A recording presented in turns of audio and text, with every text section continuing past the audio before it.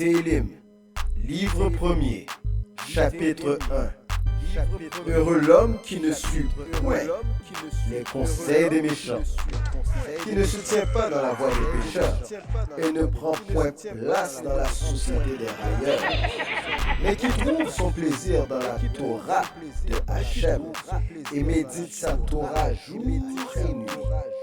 Il sera comme un arbre planté auprès des cours d'eau qui donne ses fruits en leur saison.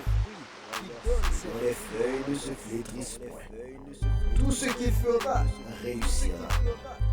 Tels ne sont pas les méchants, mais plutôt comme le chaume que pourchasse le vent. Aussi, les méchants n'ont-ils pas le dessus dans le jugement, ni les pécheurs dans l'assemblée des justes, car Hachem protège la voie des justes. Et la voix des méchants.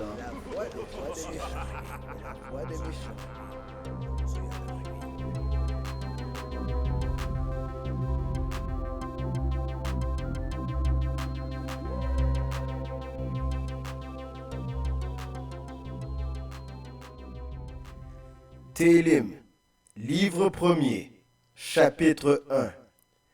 Heureux l'homme qui ne suit point les conseils des méchants, qui ne se tient pas dans la voie des pécheurs et ne prend point place dans la société des railleurs, mais qui trouve son plaisir dans la Torah de Hachem et médite sa Torah jour et nuit. Il sera comme un arbre planté auprès des cours d'eau qui donne ses fruits en leur saison et dont les feuilles ne se flétrissent point. Tout ce qu'il fera réussira. Tels ne sont pas les méchants, mais plutôt comme le chaume que pourchasse le vent. Aussi, les méchants n'ont-ils pas le dessus dans le jugement, ni les pécheurs dans l'assemblée des justes, car Hachem protège la voie des justes, mais la voie des méchants conduit à la ruine.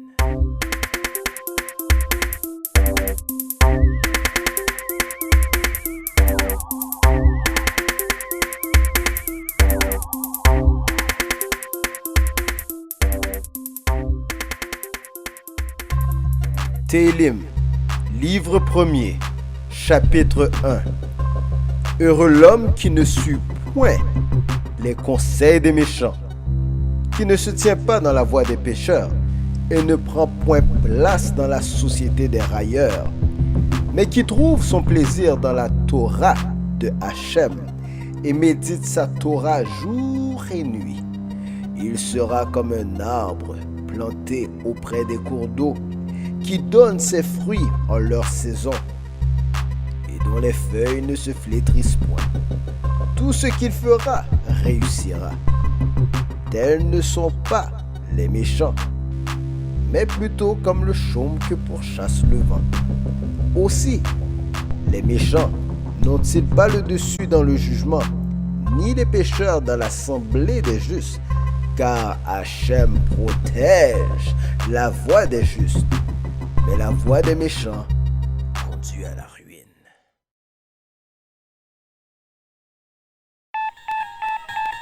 Télim chapitre 5, au chef des chantres, pour les flûtes, psaume de David.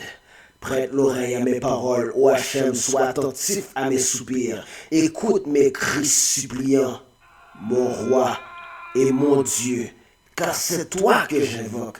Hachem, au matin, entends ma voix. Au matin, je me présente à toi et je suis dans l'attente. Certes, tu n'es point un Dieu qui prenne plaisir au mal. Le méchant ne trouve point accès auprès de toi. Les fanfarons ne peuvent se maintenir sous ton regard. Tu détestes tous les artisans d'iniquité. Tu perds ceux qui profèrent le mensonge. L'homme de sang et de fourberie, Hachem l'a en horreur. Mais moi, grâce à ton immense bonté, j'entre dans ta maison, je me prosterne dans ton saint temple.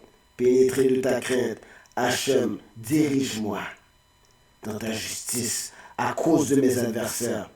Rends ton chemin droit devant moi, car dans leur bouche, il n'y a point de droiture. Leur cœur ne rêve que ruine. Leur gosier est un sépulcre béant. Ils rendent doucereuse leur langue. Commande-les, ô Dieu, qu'ils tombent du haut de leurs projets.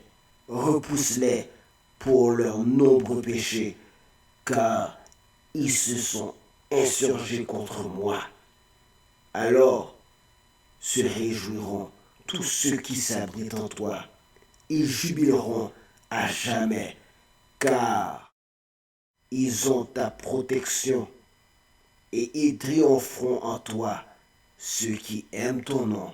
Car toi, ô Hachem, tu bénis le juste, tu l'entoures de ta bienveillance comme de bouclier.